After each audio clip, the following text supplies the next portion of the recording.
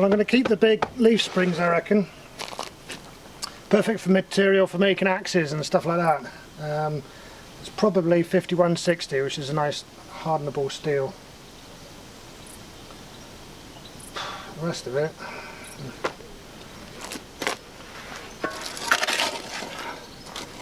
got a pulley here, that'll be useful.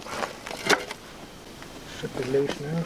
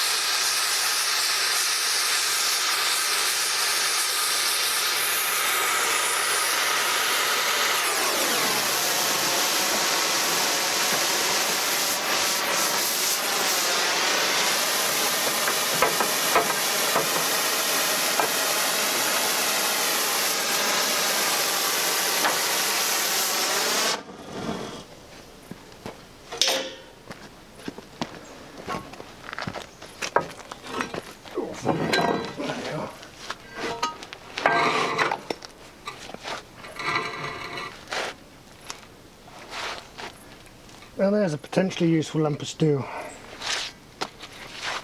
And quite a heavy one.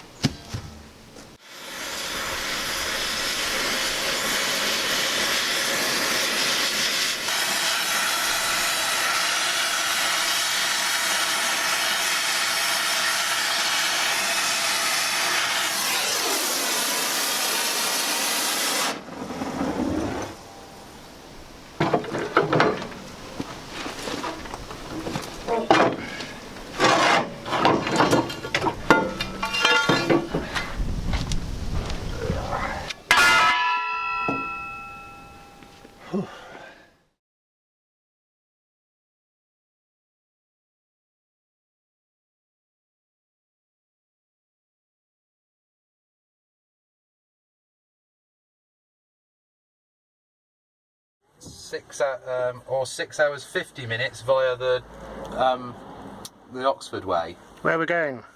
We're going to a place called Greenlaw up in Scotland, just south of Edinburgh. And why are we going there? We're going to a theatre organ heritage centre who are selling some theatre organ pipework. To us? To us, apparently. Road trip! Road trip!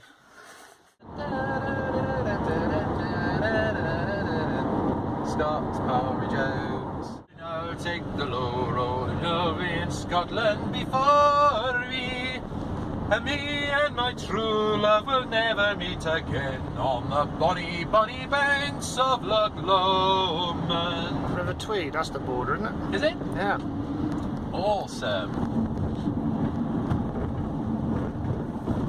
Oh, that's rather pretty, isn't it? What's your thing out there? Scotland! Scotland welcomes you! So yeah, I think we need another 12 miles and we're there. Okay, I think we're here. Where are we? Scottish Theatre Organ Preservation Society headquarters at the Scottish Theatre Organ Heritage Centre in Greenlaw, near Berwick-on-Tweed. Let's check it out. Okay, let's do this.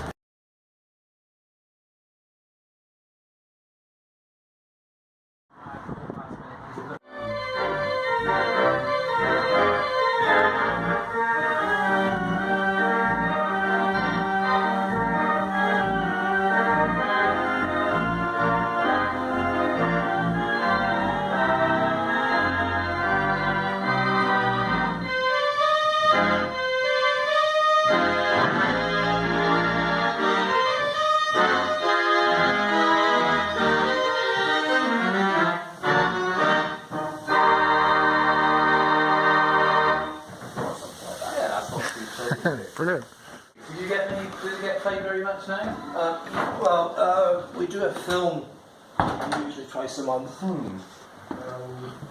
12 notes for one in the store. Sort of elsewhere. So you've got no. So you've got the chest for the bottom 12. Yeah. Yeah, it's quite a solid. Oh yes, that's why I said it's heavy. And both the tibia and diapason, I reckon, are on about 15 inches. Yeah. When shall we three meet again? In thunder, lightning, or in rain?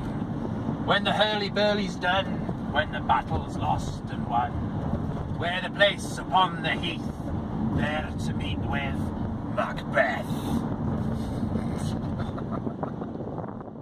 Casual, yeah? Yeah. Okay.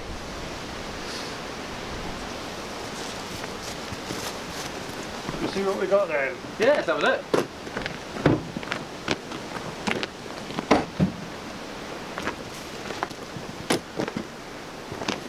Crikey. Yep. But it all survived the journey anyway. How big a pipe can we blow then? I don't know, you can have a go at that one, but I'm suspecting you might be ultimately disappointed. Although it's a diapason, so it should speak at a slightly What am I lower. holding then? Sorry? I'm holding the... That's an open diapason made by the John Compton Organ Building Company in around 1932, I think. As much air as I can get down. Very underblown. And we've got this is a very small stopped tibia. Again, made of pipe metal, very nice indeed.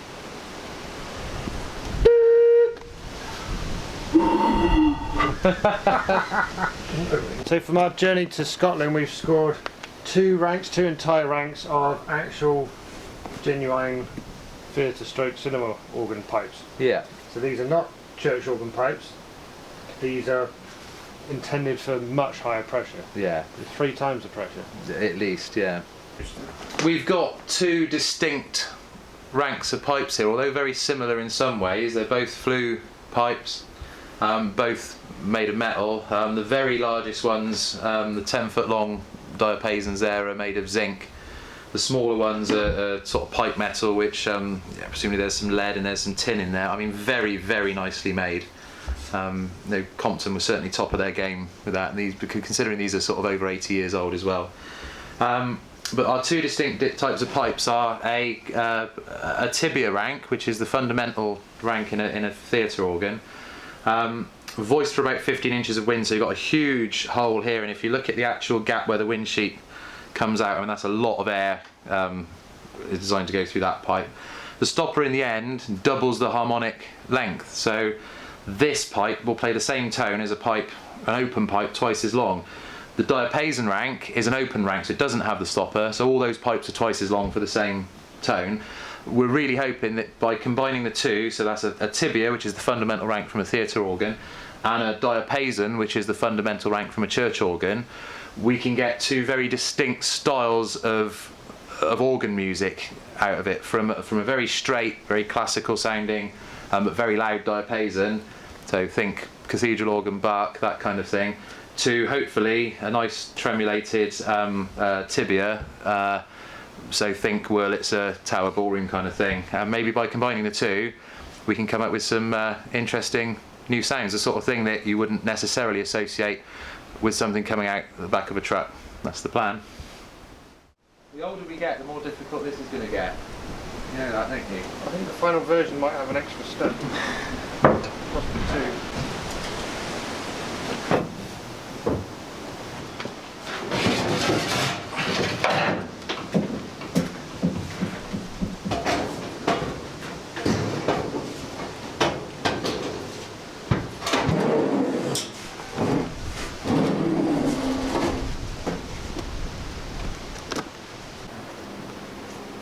Size is everything.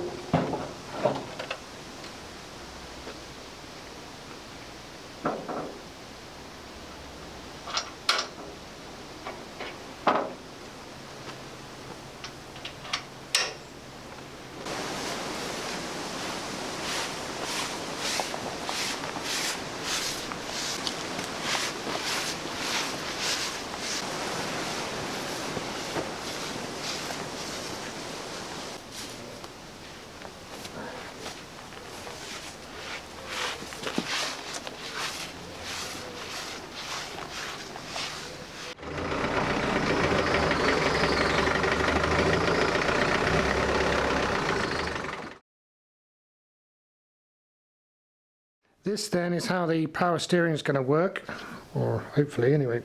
This bit here, this block, is a pressure reducing valve because the DAF pump produces twice the pressure that we need for the ZIL steering box. So I must say a huge thank you to the local hydraulics place for helping me out with supplying all this bit.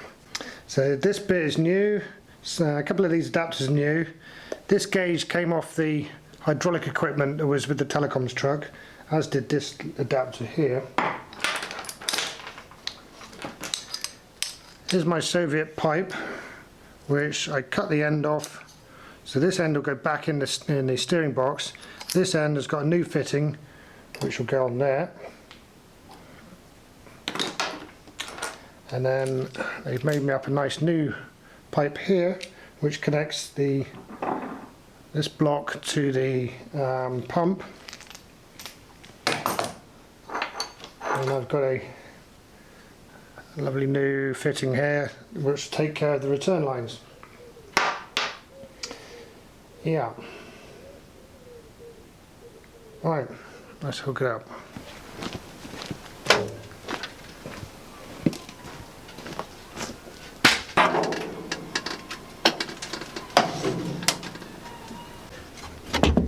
It should now just be a case of, well, chucking all the bits together and finding somewhere reasonably sensible for all the components to live. Hopefully you can see this. This is the steering column coming from the cab, and this is the actual steering box itself. So this is original to the ZIL. The pump, the hydraulic steering pump, is down there on the new engine. That's going to come up and feed in here, and this box then is the pressure reducing block, pressure reducing relief valve, whatever it is. That'll drop the pressure down by about half, and then the reduced pressure comes down this pipe and around and in the top of the steering box. The remainder comes out of here, and yeah, so we're going to go down there with it. This is the return from the steering box. That will also tee into that return line, and they'll both come into the bottom of this reservoir. So both this block and this reservoir need to be mounted on this inner wing somewhere. Kind of in like there, and probably about there. So I want the reservoir the highest point in the system, that's quite important.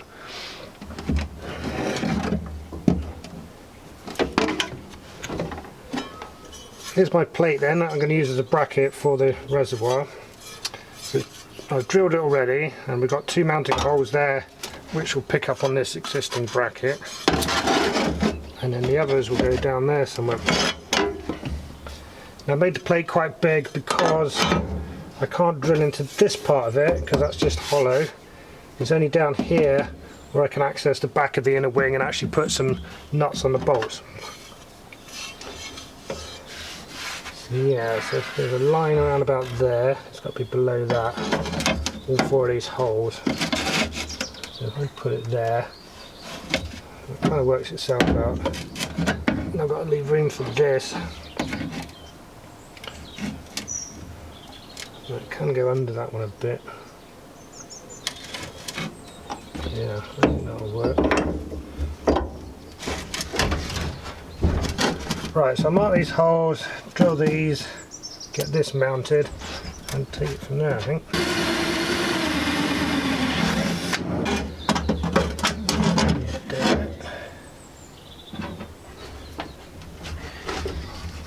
Got one bolt in, and it looks quite good. Oop. Shouldn't really stand on the indicator.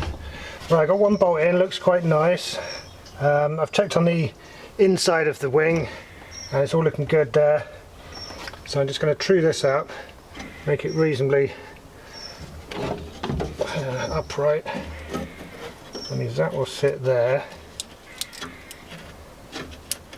And that leaves room for that block still. and it makes the reservoir the highest point, so any bubbles in the system will migrate up and come through the vent. So yeah, that's all good.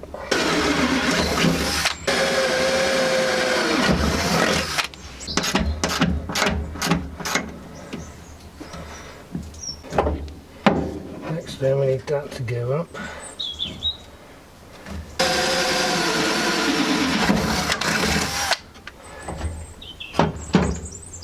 Right, now the block, this block, because I'm bolting into sheet metal, I made a backing plate for it, and the other advantage of that is it means I can use the backing plate as a pattern on the, and drill from the reverse side, because I can't get the drill over anymore because of that. So I can drill from the inner wing out, hopefully, and get that fairly straight.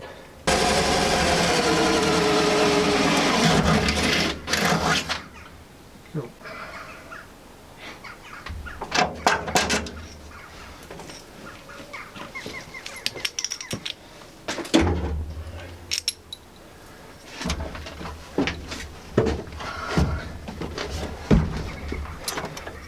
So the block has got these holes, there's just 2 mounting holes for it to go all the way through the block.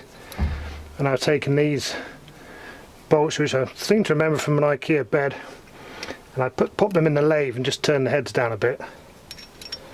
So I'll drop in there.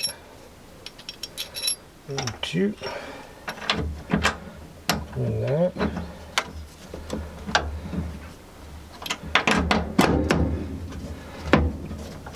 And I can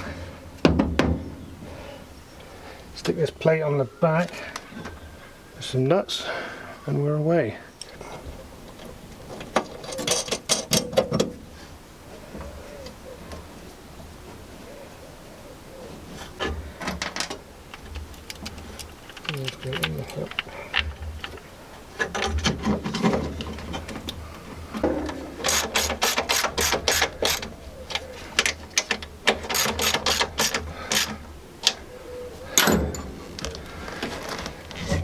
Cool. Right, pipe work then. Okay, this is the high pressure line, the brand new one that I've just got made up. Let me get my hand on the end of it.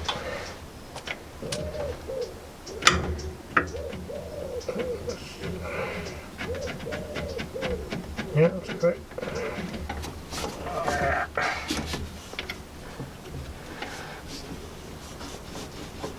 Yeah, that's better. So I put it over there and it's guaranteed to clear the steering column then, which is obviously going to rotate. We don't want that rubbing against any pipework. Now then, we've got the line out of here, the line out of here, and this one here. They've all got to go together. My plan is I've got plenty of hose for all 3 of those, and I'm going to make them meet up underneath the steering box, so well out the way of the rotating bits, and they're going to meet up on this rather nifty T-piece that the helpful chap at the hydraulic centre sorted out for me. Then when it's all assembled, that gauge there, which is off the DAF lorry, well, it's made from 2 gauges that I found on the DAF lorry. This will then sit inside there in the block and tell me what's going on. Okay, so the one I'm poking through will go up to the reservoir. This is coming from that pressure reducing valve, and this is coming from the steering box. So that's... And what I'll do is I'll put a bracket on here. It's actually going to sit next to the what's that? That's the air, the main air supply pipe. So I can put a bracket going off of one of those brackets and tidy it all up. So I'm going to fill it with ATF automatic transmission fluid, because that's what the DAF manual was specified for the pump. The ZIL manual seemed to indicate to me that it wasn't that particular, it wasn't all that important what oil it was. So ATF it is then.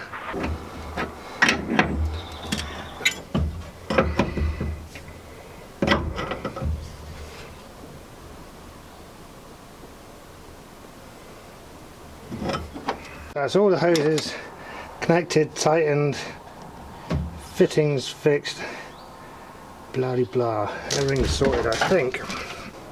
So, next step, testing it. See you then.